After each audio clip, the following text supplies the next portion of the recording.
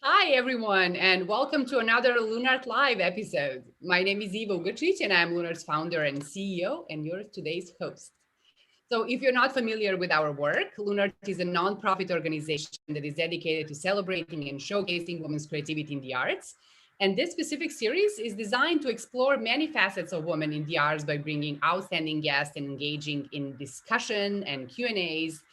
So I would ask all of you, audience, I would encourage you actually to ask questions to our guest artists by typing them in a chat on Facebook and YouTube. And we will try to answer to all of them. So one more thing, LunART Live events are sponsored and produced by Microton Media. So a huge thank you for your awesome work behind the scene.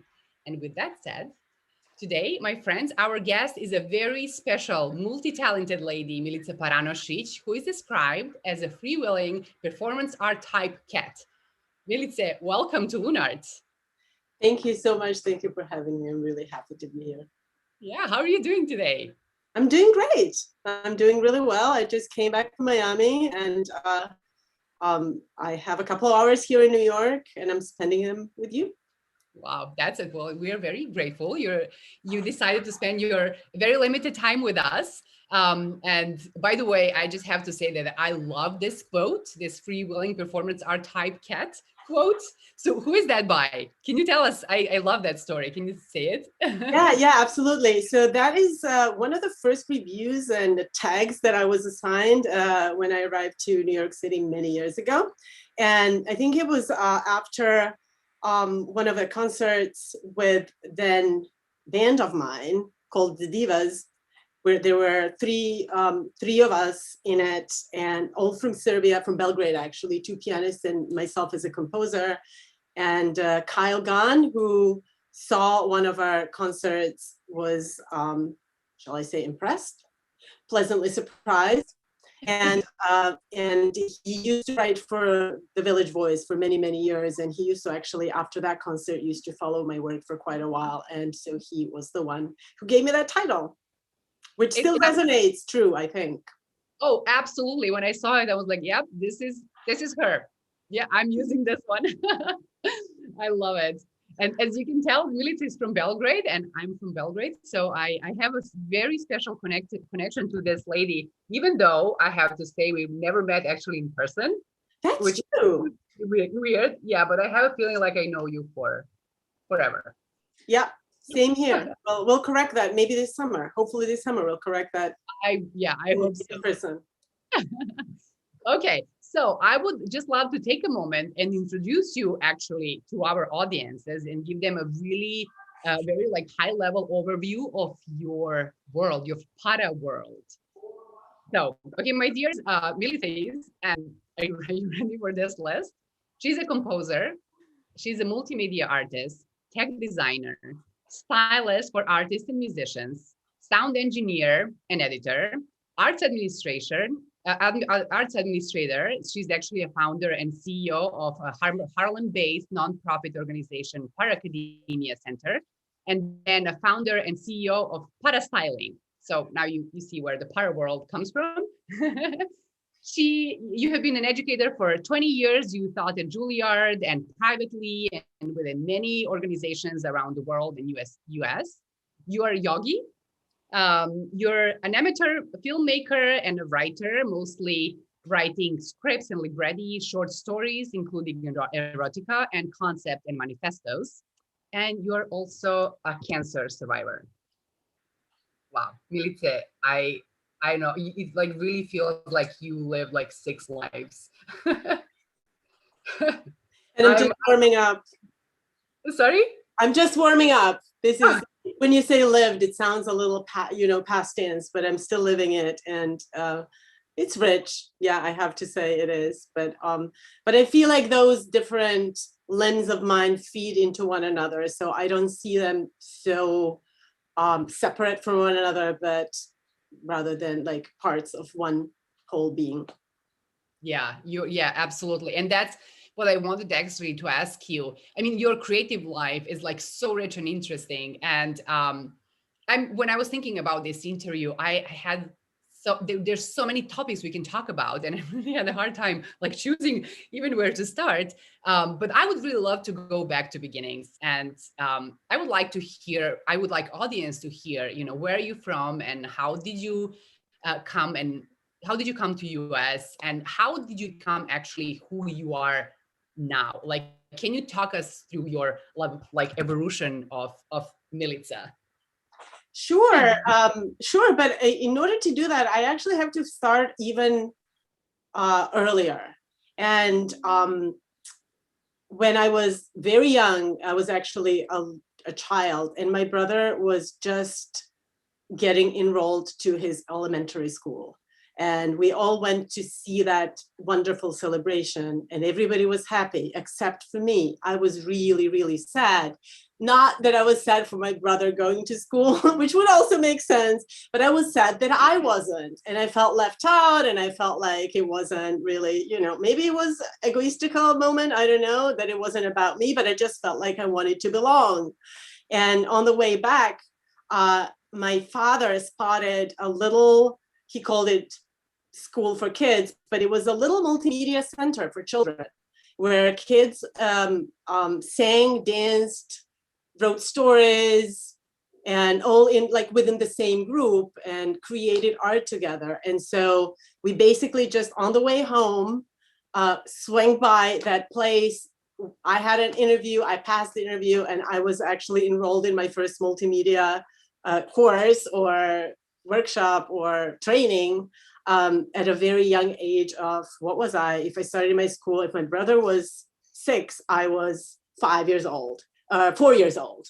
And that kind of stayed with me, that experience of collective art making in a spontaneous way. And that included also, this is going to sound dirty, like role switching. We all tried ourselves in everything, and I really fell in love with it. And then as an extension, also took painting classes, and then I was enrolled in a real school. And years later, I started searching back for that connection. And so when I finished my what did I do in Belgrade? Not the master's, just the bachelor degree in composition in Belgrade. I started feeling a little trapped, or a little, I don't know. I felt like I needed more. I felt like I needed more activity. I felt like I needed more collaborations, new adventures. And I have discovered, that I could go abroad and study there. So Juilliard was on my list. It was not really necessarily my preference, but it was one of the places that I researched and found out that they had music, dance, drama, and later jazz. It wasn't part of it when I enrolled, and I felt like, okay, well, this could be a good thing. So I got enrolled at Juilliard, and only to find out that they actually are very bad about collaborative arts, and each department is very separate from another. So that was a disappointment. But instead of being disappointed, I started doing my own cross media and multi cross-disciplinary collaborations with my friends and colleagues there. So that kind of brought me back into my first love, which is multimedia. And then, from there, it just kept going and spreading in that direction. I met a lot of dancers, poets, spoken word artists, writers, actors, dancers, other musicians of different disciplines, including, how should I call them? Non-academic styles, which I'm also super attracted to. I was never really all about high-end, high-schooled art at all. in many cases, actually, it repels me a little bit if that's the main thing about it. And that's just kind of continued after quite a few years at Juilliard, where I was teaching music technology, so electronic music, which was my second love that I've discovered back in Belgrade, which is computer music, technology, Macintosh computer, sequencers, sampling, processing. So I actually started teaching that at Juilliard, and I was given a little department to manage, which was Department of Music Technology. So I did that for quite a few years. And then I've decided that I actually didn't need a school as an organization to unify all these activities and collaborations and productions that I was already kind of producing.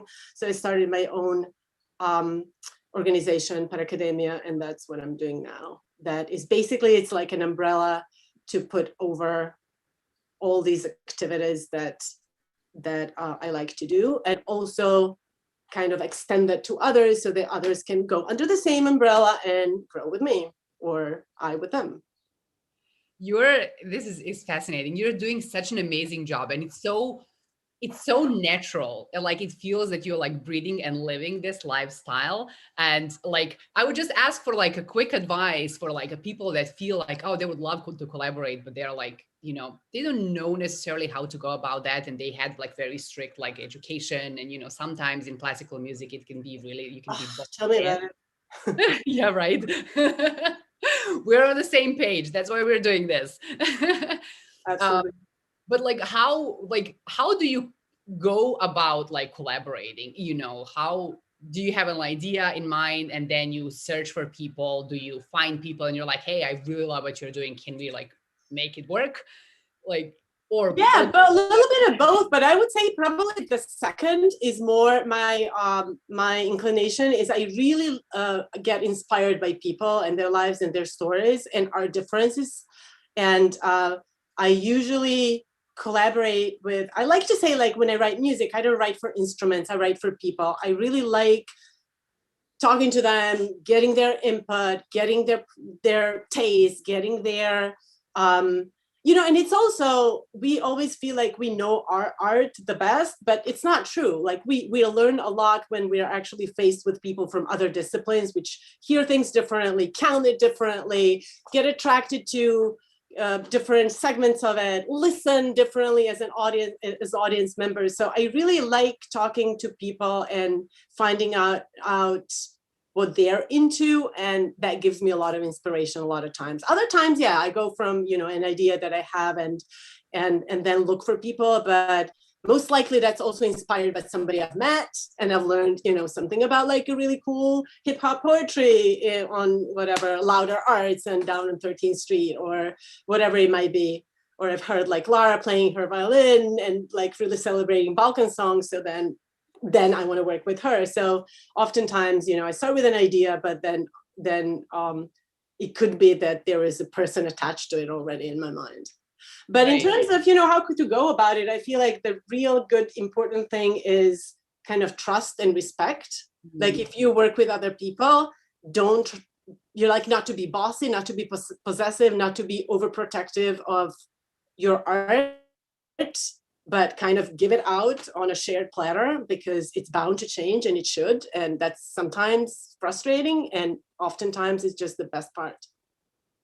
That's amazing. I absolutely love that. So I would love actually for our audiences to hear some of your work. And you actually almost introduced it. You said that Lara played like something that is connected with Balkan music, and you're like, we can feel like that Balkan tradition and where you're coming from through your music and through your work.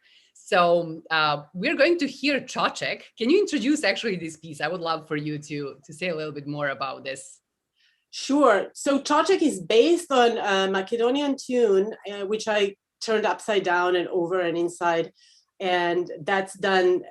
Lara St. John actually commissioned it several years ago. She asked a lot of her friends who are either from the Balkans or are associated with it in some way, which she is also, being a Canadian Czech. Nobody knows how, but she claims that she might have been abducted as a kid, and that she was actually born in Hungary or Macedonia or something, because she's really, really attracted to that tradition. And so at some point she decided to commission a bunch of us to write music based on our tradition for violin and piano, and then she recorded an album, and the album is called Shiksa.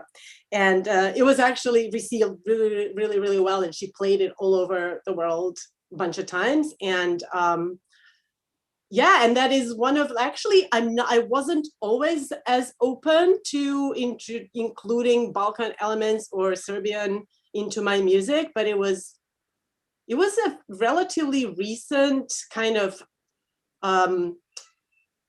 relatively recently did I allow myself to do that, because once you leave where you're from, in a strange way, you feel more connected. And also in a strange way, you feel less judged for turning to something that's like really natural. You know, growing up and going through studies, sometimes you're turned to, you know, exploring what's not known to you, what's challenging to you, what's maybe, you know, doesn't come so naturally. And having come here, it was an unnatural and not known things to not known tradition to everybody else. So I felt invited to share it. Love it. Yes. So let's hear it. Let's hear Ugrcic played by Lara St. John.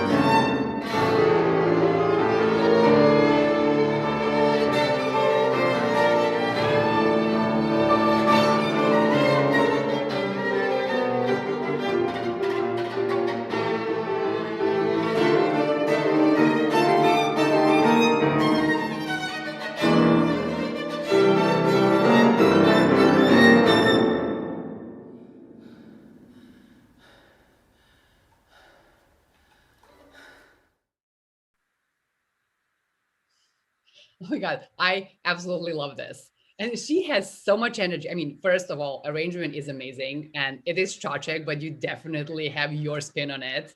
And I love it. Can you make an arrangement for flute, please?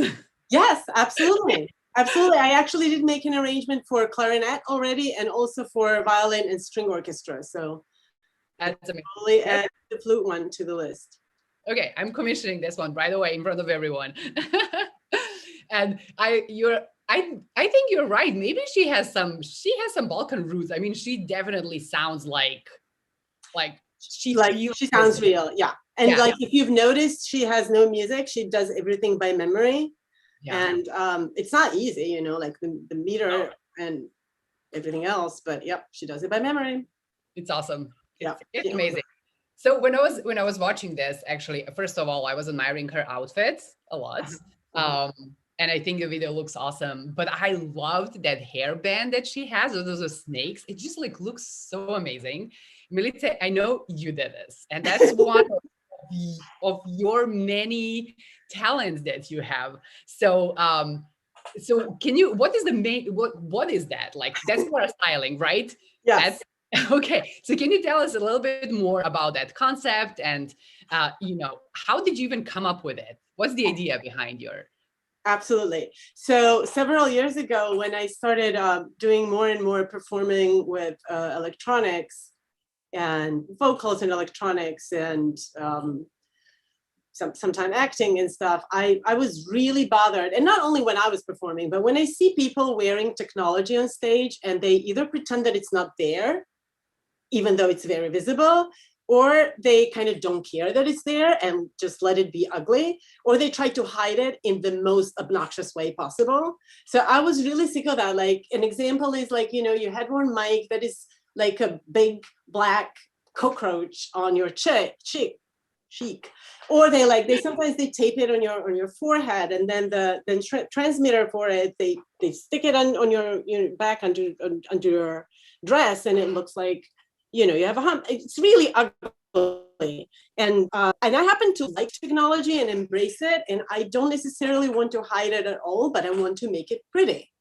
And so I started making basically jewelry, microphone jewelry. I started making adornments for microphones, little purses for transmitters or belts, and things for motion sensors, even cable wraps so that you can kind of dress up your cables, stuff like that, so that it becomes not only pretty, but it also has an option to kind of feed into whatever character you might be playing. So if you're playing a Cleopatra, you might get, a cobra, or if you're playing whatever, something else, it can reflect that. So I started making those things first. And then I made a snake one. I made a headband that one of the snake's tails was kind of extending into my face. And I believe that at that point I've stuck a microphone into Snake's mouth.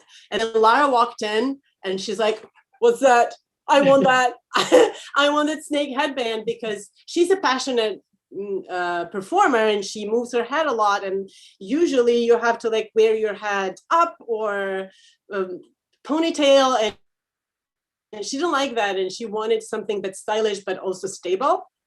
So I started making headpieces for her because she just liked them with or without the microphone. And then because she wears it all the time, other people started asking for similar things. So I continued, with or without technology. I make these kind of stylish pieces for performers and for their stage appearances.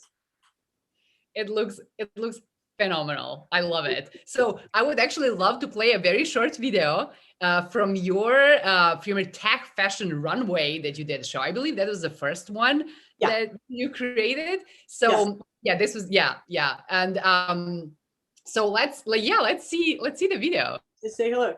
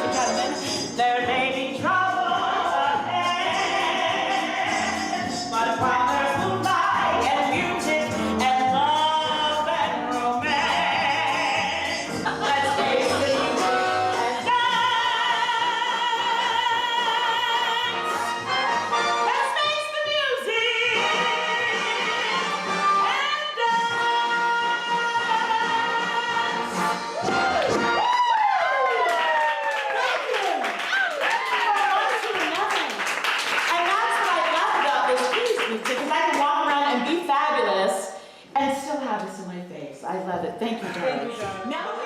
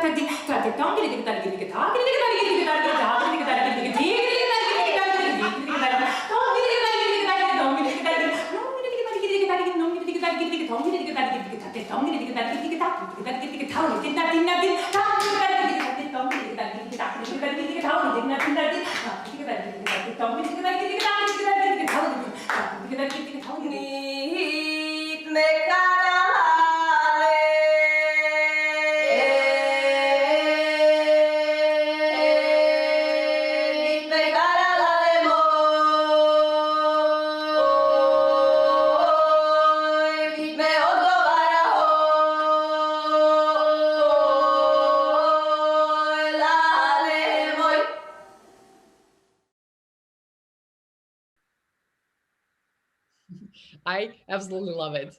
And so I was just thinking when I was watching this, I mean, that hairband just looks phenomenal. But I also, so I don't know if I told you, but I started like playing more with like electronic music myself with pedal board and all of that. So my mic is actually on a flute. So maybe I will talk to you about creating maybe something that can be like, I don't know how that can Well, that's the best thing is like if you give me a challenge, if you give me like, I don't like replicating things, maybe because I'm not good at it, and maybe, you know, like you need to really have a real solid training to have something replicated. But I like challenges. If you tell me like what your goal is, I'd love to. But let me just mention, this is my second commission within the same episode. So first you want you want Chocek, now you want the mic jewelry. So yep, my day started great. I'm asking some of the audience to like keep track of this. Please, yep. I'm going to honor this. So, but if people want to commission you, so we can get like third, fourth, and fifth, or you know more. So where people can purchase your product, and you know where they can go and buy and order commission from you. Yeah, so my Etsy store is called Para Styling, but it's actually accessible from my website. There is a tab that just goes right there. So if you click on it, you'll be directed to my Etsy store. And just so you know, if you have something in mind that you don't see there, just text me. Just text me from there. There's a messaging system in there. So just send me a message, tell me what you need. And because I really don't post everything that I make, it would be too crowded. Yeah, if you get an idea, you get kind of like an idea of the range of things. But I absolutely love doing custom-made things and responding to challenges or creating something that doesn't exist. All of it. Love it. Great. So there is actually one question. We have two questions, but let me get first to this one. Does she ever design specific jewelry or costumes for specific individuals or performances? I do. Yes, I do. And you can be that person. Yeah, I do that. Again, I do that more and maybe not more, but I do that. I prefer that than doing, you know, something that's like a series. Actually, I'm right now just working on somewhat, it's not a mass production, but it is a mass production for me because it's 100 pieces of for a glove that holds a motion sensor. Created by a friend of mine. The motion sensor is called Music, and basically what it does, it tracks your movement, which then you can assign to control parameters of performance, be it dance music or light, film, whatever it might be, that reads digits. So she wants 100 pieces that are like the same and kind of fits everybody, and I do that. But it, you know, that's just one of the ways that I can work. But most likely, most often, you'll see something that's an inspiration for you, but then I create something specific just for you based on your role, your character, your desire, your color scheme, whatever. Love it. So I'm just curious, how did you even start with that? Like, I mean, yeah, sure, I can be like, oh yeah, I need a hairband, but I would never, I don't even know, I would not even know where to start with it, you know, like. Anyway, the headband was like a discovery because I started with the mic things. I started it as like an earring first, but the mics are, first of all, they're not really standardized. Like they're kind of similar because they have an arm and then they have a microphone and have a foam on it, but they're different sizes, they're different lengths, they're different weights. So it was very difficult for me. And I started making it like an earring, like an ear cuff that goes around your ear, just like the headset itself. So it goes over it and then it grabs it, but it was never really kind of like holding it in place enough, or it wouldn't fit more than one type of microphone. So then I figured out like if I did something that's self-sustained and it can also like kind of host a mic, but it looks more like a hat or a headband, and that worked. So it kind of is, a lot of the work that I do is really like people sometimes feel like I'm wasting a lot of time because it's not super efficient the way that I work because it's trial and error a lot of times. I try this and I try that, and eventually I find the formula. But yeah, so that's how it happened with this particular piece. But with most of them, it's just like a bunch of trial and error, attempts, and then until I come up with something that works. Love it. Love it. Okay, we have one more question for you actually here. So does Milica have a favorite artistic discipline? It's a hard question for you. It is a very hard question for me because, being a musician for most of my life, that would feel like it's my favorite, and it might be an easiest discipline for me to kind of find myself way around, but it actually isn't. I like creating, and especially when it comes to collaborations, I much prefer to collaborate with dramatic artists, with writers specifically, and with choreographers and dancers.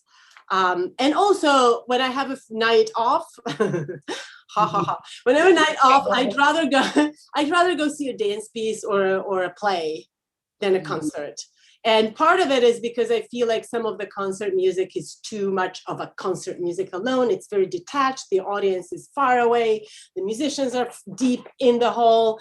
Nobody's like, people, oftentimes musicians don't really act like they're on stage. They act like they're at work. They kind of they're not engaged in performing and the presence and stage presence and movement. And I sometimes, for just the regular music concerts, I hire a choreographer just to coach them on how they sit and what they do if they don't have something to play for 24 measures and whatnot. So I think movement is super important for stage, and I love dance. I love dance and contemporary experimental. I also love noise art. I love like when people get together in a garage somewhere and they just like fire up their circuits and they create crazy noise loops, and yeah, I like that a lot. I love it. And you're absolutely right about the concert settings and that detachment. It's like a museum. Yeah. Yeah. And the outfit, black and white on a concert, and like no one is smiling, no one is allowed to smile, no. Yeah, God forbid clapping and any of the enthusiasm share, like maybe at the end on cue or whatever, but that's not really sincere. It's not really real. I sometimes it is, but it's just, there's something rigid and stiff about it. Not always, but often. Yeah. Great. So, okay. So you just said like when I have a night off, which I bet it's like rare. I mean, with you, it's like, I think every time you're doing anything at night, it's also like part of your work that you enjoy so much. So it's like that distinction is like, but so you work a lot, like you have so many projects you're working on, and you're working on so many fronts. But there is a particular one that I would like really to highlight, and that's something you're working right now on. So you have recently received a discovery grant from Opera Grants for female composers for your new chamber opera, Penelope and the Geese. So, and you said actually it's not the opera, it's Manifesto, right? Yeah. So can you tell us a little bit more about this project, the grant, and when we can expect to see the full production? Yes. Let's see, let's rewind. A couple of years ago, I was, another thing that I really like is also those collaborative residences. So one such thing happened, I think 3 or 4 years ago almost.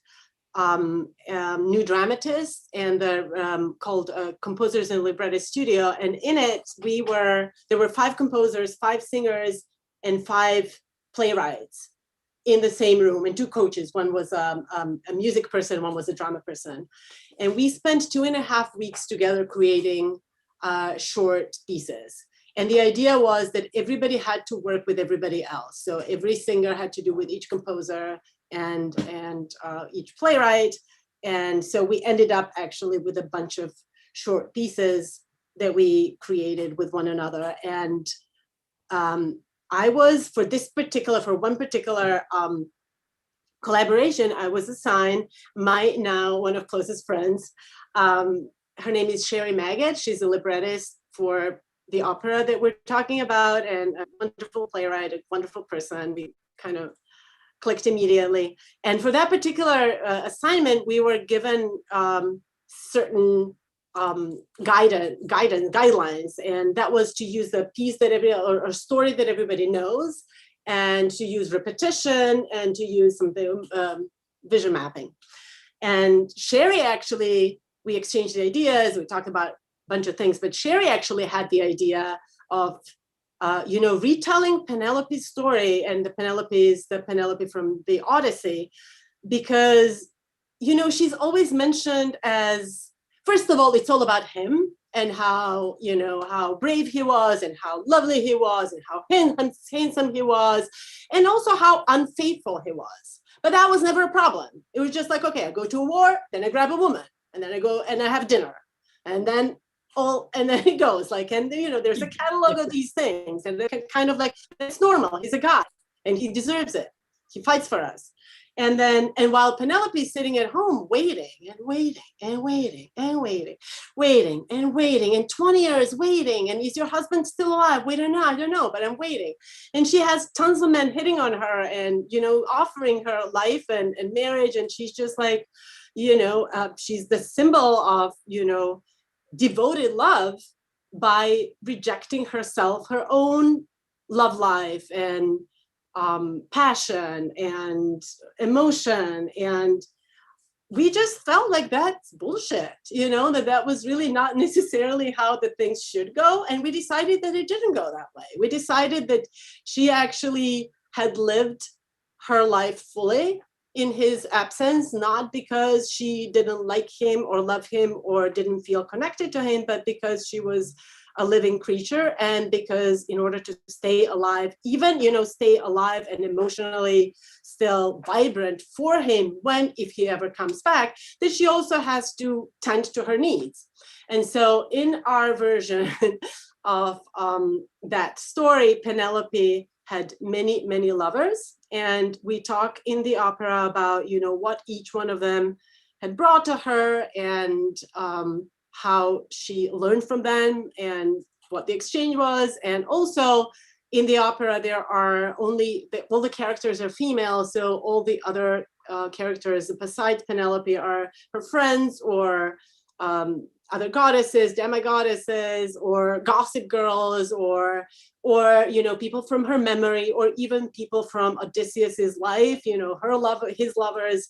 We put them all in this one-hour opera, which actually happens in 1 minute. And that minute is when Odysseus comes home, and she's not expecting, or she's not necessarily, prepared at that moment to see him at the horizon. And she decides in that moment that she will tell him the entire story, and she will tell him about all the lovers that she had.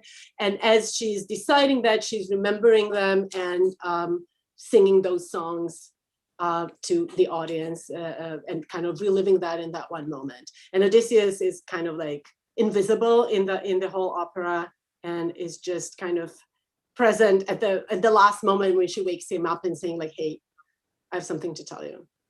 Yeah.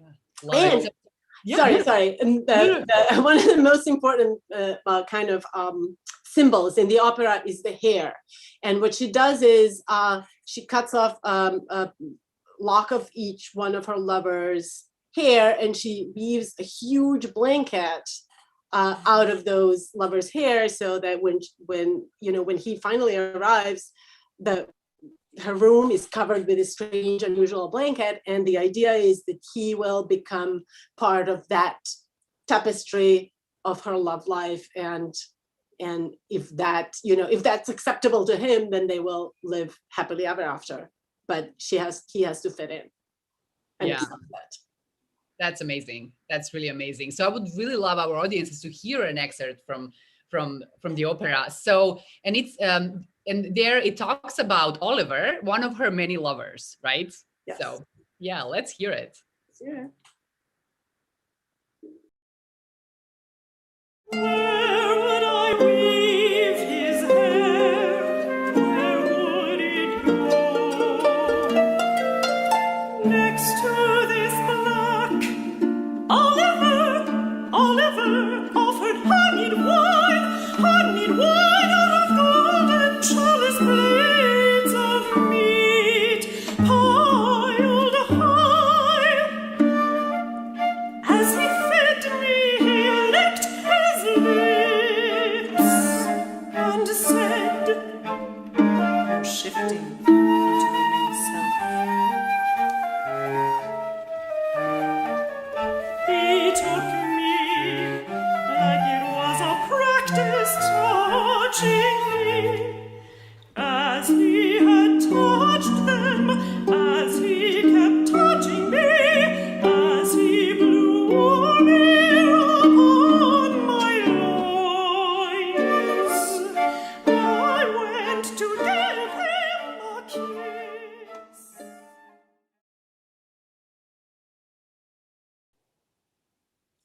So guys, you just heard an excerpt from Milica's most recent work, Opera, Penelope and the Geese. And if you remember at the beginning of our conversation, the traces of Balkan music and instrumental tradition can be actually found in her work.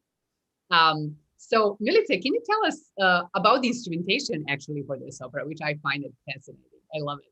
Sure. Yeah. I wanted to create something that is portable and that I can tour with, so I didn't want to do full orchestra or anything even close to that size. So I wanted to do a small chamber ensemble. But I also wanted to do something that connects different worlds.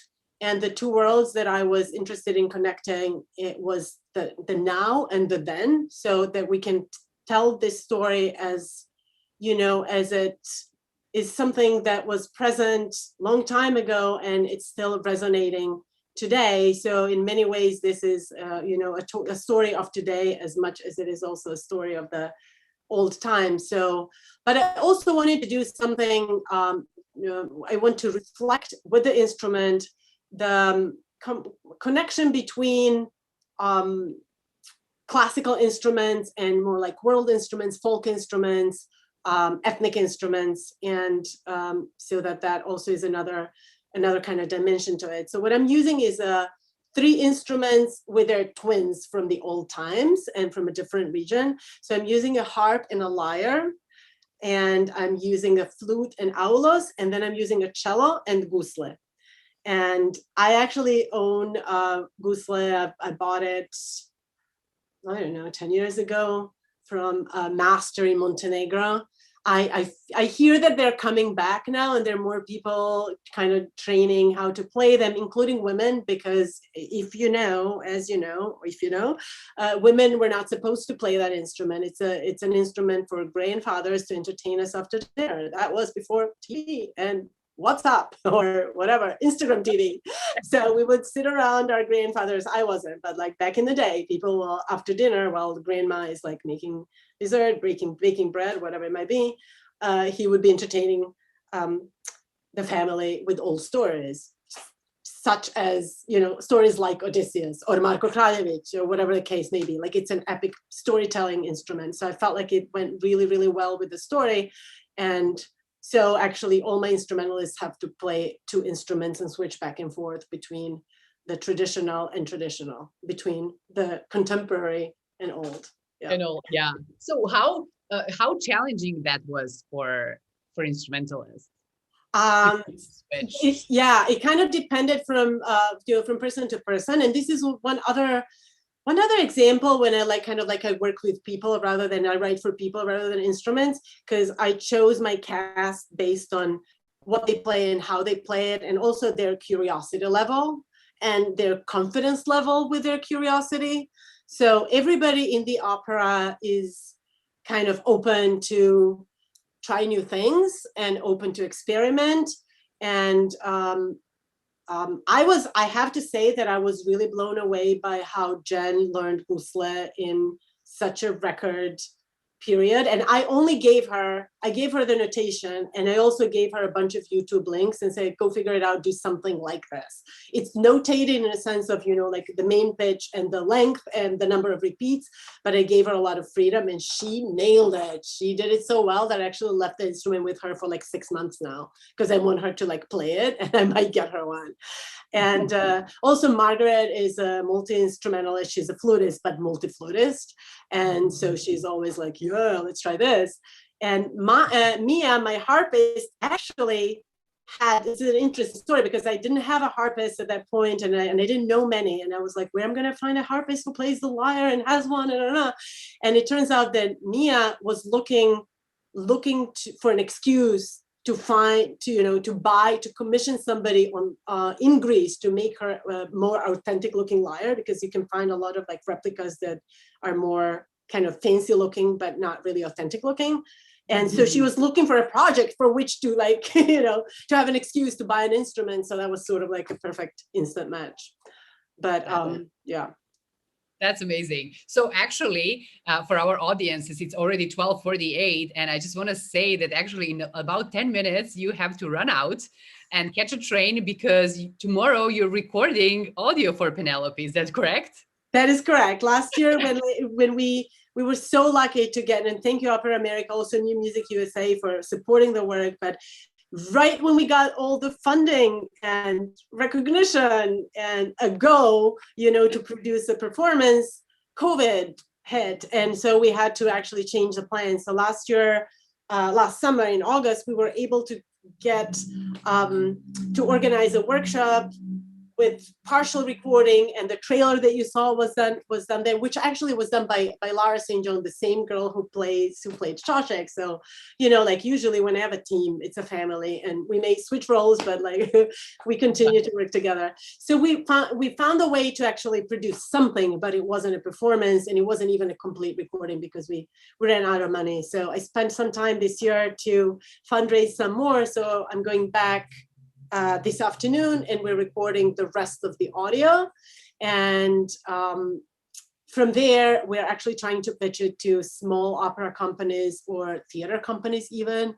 And we're hoping for a performance sometime, smaller, partial, unstaged performance sometime this year, and a full production sometime next year, hopefully by the fall of next year, to have a full performance here in New York. And there's some interest abroad. My dream is to do it on a boat.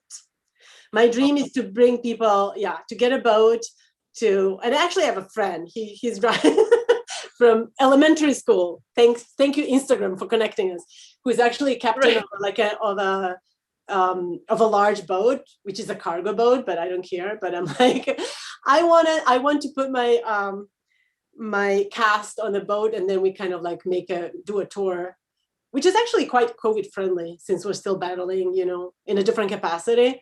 But it would be great to kind of like dock in a city, do a performance from the boat, and then continue on. That would be amazing. So it's like one more thing I wanted to ask you about the instrumentation. So it's like 3 instruments. You have a lead singer, and then you have how many? Yes, so that's a great question. Sorry, I forgot about that. I have at least six chorus members. They're all sopranos. So the whole opera is really kind of like high frequentially, like it's very female sounding. The only low instrument is really the cello when it goes low, and that's not even the lowest instrument, in the orchestral arrangement. So it's very much kind of has this female sound. And my 6 singers each represent another role. So there's Athena, there's Nausicaa, there's blah, blah, blah, blah. I want to give you everything because I want people to actually be curious to find out everything when they hear it. But the idea is that these, the chorus, apart from those like individual songs that the chorus singers also have one each, the chorus we expect it to be kind of augmented and multiplied by local women wherever we travel. Once we start doing that, we're going to have workshops with women from that city, town, village, community and teach them the chorus numbers to sing along with us. So ideally, there'll be hundreds of women joining in and also bringing in their own influence, their own voices, their own aesthetic, and just because the idea for this piece is that yes, it started. The inspiration is in Penelope and Odyssey, but it is a collective female voice talking today. Yeah, love it. Oh, absolutely love it. Well, good luck with that. Thank you Sounds so amazing. I cannot wait to see it. And we'll talk offline about this. About bringing you to medicine. So, and thank you so much. I want to be really mindful of time because I don't want you to miss your train. So thank you so much for joining us. And one last question. What is the best way for people to reach you? The best way to reach me is just from my website. I believe you can just directly email me there. I'm also great on text and Instagram, Facebook, all of it. I don't know if there's my phone number is listed on my website, probably not. But if you shoot me a short email, I'll just give you the links to everything. I'm actually really kind of approachable and communicative. So you'll hear back from me, maybe more often than you want. No, you're absolutely right. No, she will get back to you. Please keep in touch with Milica. She's amazing, and follow her on all of the accounts, everything she just mentioned. So, okay, my friends, this is it for today. I really hope you enjoyed our talk and you got inspired. There were so many actionable tips and so many avenues that you might want to think about, exploring and going, like taking a look at. So if you enjoyed, also please make sure to like our social media platforms. So LunART, Facebook /LunART Festival and Instagram. And if you want to see more of this, please make sure to donate through our website at lunartfestival.org/donate. So have a great weekend. And I will see you for our next LunART Live episode that is scheduled for Friday, May 28th at 12 p.m. Central Time. And we're going to talk with Natalie Miebach, who explores, and she's absolutely fascinating. She's a visual artist, and she explores the intersection of art and science by translating scientific data related to meteorology, ecology, oceanography, and interwoven sculptures and musical scores and performances. I mean, it's really fascinating. I'm so excited to talk to her. So, Milica, thank you so much. This was Thank you so much for having me. We will keep in touch. We'll definitely make sure to feature more of your work and hopefully have you in medicine. I'd love that. Safe travels. Safe travels. Have a good weekend, everyone, and we'll see you soon. Bye. Thank you. Bye.